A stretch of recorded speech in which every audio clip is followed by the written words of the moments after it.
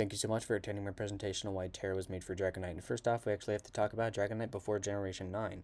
And Gen 1's a bit of a fucking disaster because it can't click stab moves, so it's UU. But after that, it's been UU, BL, or better. It can run offensive sets like Dragon Dance to sweep, Choice Band to wall break, or even defensive sets like Roost and Heal Bell to support your team. It does have some issues though. Dragonite's defensive typing is kind of shit. It has a quad weakness to ice and also other weaknesses to rock, fairy, and dragon that are extremely difficult to deal with. It doesn't have very consistent flying moves either. Dual wing beat is only 90% accuracy, and it doesn't have the high power like Play Rough to actually compensate for that.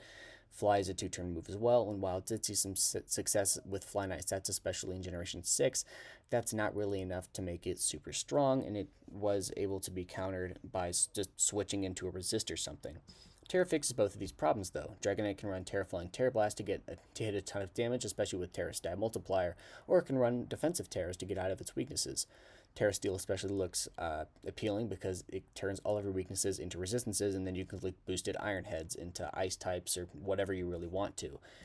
Game Freak, though, did make a bit of a mistake, and it's with Dragonite's move Extreme Speed.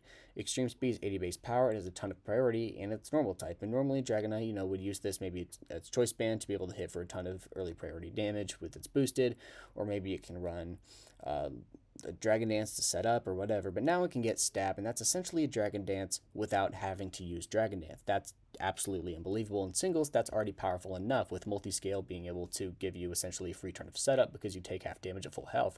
But in doubles, it's even crazier. You can run it with Chien-Pao, whose ability lowers all Pokemon in the field's defenses, and these Terra Normal Dragonite Extreme Speeds are hitting for just way too much fucking damage. It's absolutely unbelievable. You can even run Inner Focus to get rid of Fake Out, and the Pow Knight combo has stayed relevant even to this day.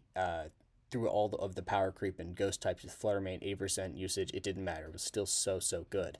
In conclusion, Dragonite's design with Terra is very interesting, and in past generations, even though I think it would be extremely overpowered, in the Power Creep Generation 9, I think that Dragonite's design actually lets it check a lot of common Pokemon that would be extremely difficult to deal with otherwise.